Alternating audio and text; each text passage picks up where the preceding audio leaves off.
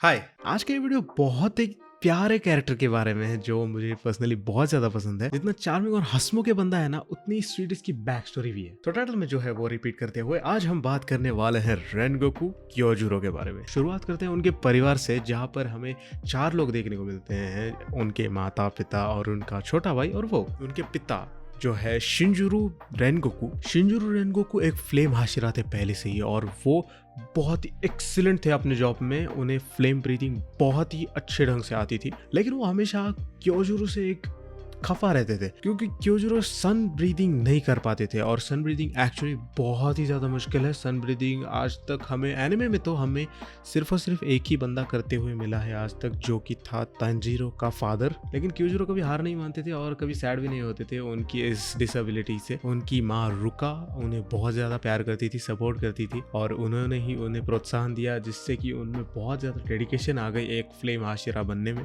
तो इसका best example है उनका पहला मिशन में उन्होंने एक बहुत ही खतरनाक से डीमन से फाइट की थी, जो कि एक फ्लूट बजाने वाला डीमन था। फ्लूट बजाने से ही उसकी पावर रिलीज होती थी। और Rengoku got the most weird idea here. Rengoku ने अपने दोनों कान डैमेज कर लिए, जिससे कि उनकी हियरिंग एबिलिटी बहुत कम हो गई और उन्होंने उस डीमन को हरा दिया। और जैसे कि मैंने कहा उनकी हियरिंग एबिलिटी कम हो गई थी, तो उन्होंने मगन ट्रेन आर्क में हमें एक बहुत बड़ा एग्जाम्पल दिया इसका। जब वो खाते वक्त बहुत जोर जोर से डिलीशियस चिल्ला रहे थे, तभी हमें एक बहुत ही अच्छा एग्जाम्पल मिल गया था इनके बहरेपन की, जहाँ पर इन्हें श्रवण यंत्र की ज्यादा जरूरत है एक स्वॉर्ड से। उस मिशन के बाद उनकी थोड़ी ही देर बाद मित्सुरी से मुलाकात हुई थी। मित्सुरी आप लोगों को पता होगा लव हाशिरा है। इनिशियली वो बहुत बड़ी फैन हो गई थी फ्लेम ब्रीदिंग की, इसलिए वो हमेशा रेनगोकू के साथ रहना चाहती थी। तो रेनगोकू ने उन्हें अपना स्टूडेंट बना लिया। इनिशियली वो एक फ्लेम ब्रीदिंग टेक्निक यूज करती थी। चलो अगर हम फ्लेम ब्रीदिंग की बात कर ही रहे हैं, तो फ्लेम ब्रीदिंग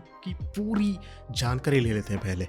तो फ्लेम ब्रीदिंग एक ऐसी ब्रीदिंग थी जो डिसेंडेड थी सन ब्रीदिंग से। सन ब्रीदिंग की ही एक और ब्रांच थी हम कह सकते हैं, जिसमें 9 ब्रीदिंग फॉर्म्स थे और रेनगोकू को उनमें से 6 आते थे। पहला फॉर्म अननोइंग फायर, या फिर जापानीज में इचिनो काता शिरानुई। इसमें बहुत हद तक जेनित्सु की पहले फॉर्म जैसा ही है। बहुत ही हाई स्पीड में दोनों अपोनेंट की तरफ बढ़ते हैं रेनगोकू और उनको एक ब्लो में खत्म कर देते हैं। सेकंड फॉर्म राइजिंग स्कॉर्चिंग सन, या फिर जापानीज में हम कह सकते हैं नीनो काता नोबोरी एंटेन। इस फॉर्म में यूजर अपनी तलवार को नीचे से ऊपर स्लाइड करता है, जैसे कि आप देख सकते हैं। और थर्ड फॉर्म जो कि है ब्लेजिंग यूनिवर्स, या फिर जापानीज में सन नो काता कीन बांसो। इस वाले में यूजर अपनी तलवार को उल्टा घुमाते हैं, यानी कि ऊपर से नीचे तक घुमाते हैं, और ये दोनों ही हमें देखने को मिली है अभी तक। Fourth form blooming flame undulation, या फिर जापानीज में शिन नो काता से एन नो उनेरी।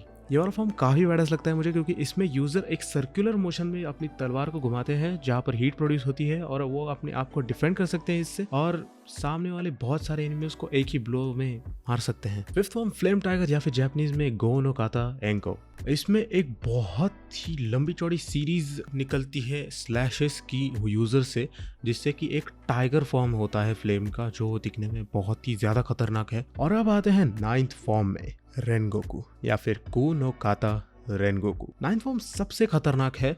इस पूरे फ्लेम ब्रीदिंग के सारे 9 फॉर्म्स में सबसे ज्यादा पावरफुल है। ये एक बहुत ही खतरनाक वाली एनर्जी प्रोड्यूस करता है इसका यूजर। हीट एनर्जी जब निकलती है उनकी, वो अपने नीचे वाले ग्राउंड पर एक बहुत बड़ी सी छाप छोड़ जाता है और ग्राउंड को ऑलमोस्ट लाइक जल जाता है ग्राउंड। और उसके बाद एक बहुत ही ज्यादा डेंजरस दिखने वाला ड्रैगन निकलता है, जो अपने एनिमी की तरफ बढ़ता है बहुत ही ज्यादा तेजी से।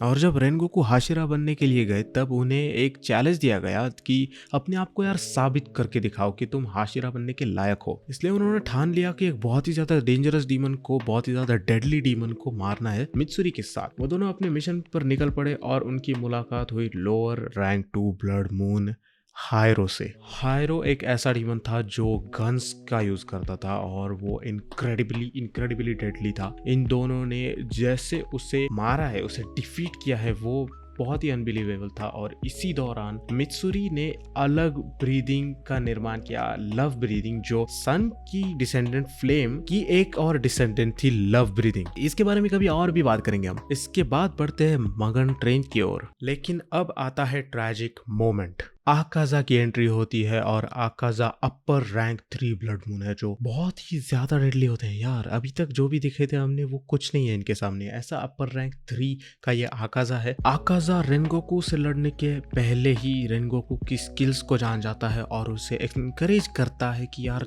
आप भी आकर डीमन बन जाओ। इसी दौरान रेनगोकू एक ऐसी प्यारी बात कहता है जो सबके दिल को छू जाती है। वो ऐसा कहता है कि इंसान की लाइफ की वही खूबसूरती है कि वो कभी ना कभी एंड होने वाली है, वो जो डीमंस में नहीं है। और उसके बाद आकाजा और रेनगोकू के बीच में इतनी बड़ी फाइट होती है, इनकी इतनी बड़ी खतरनाक घमासान युद्ध होता है उनके बीच में, जहाँ पर आकाजा रेनगोकू को मार देता है और तांजिरो बेचारा बहुत ज्यादा रोता है, या सब रोते हैं एक्चुअली। और ये था ट्रेजिक एंड रेनगोकू क्योजिरो के लाइफ का। यहाँ पर इन्होंने एक और होलसम चीज दिखाई थी कि रेनगोकू अपनी माँ को इमेजिन करता है, अपनी माँ को साक्षात देख पाता है वहाँ पर, क्योंकि उनकी माँ को वो बहुत रिस्पेक्ट करते थे और उनकी माँ ने ही उन्हें बहुत ज़्यादा प्रोत्साहन दिया था कि वो एक हाशिरा बन सकते हैं।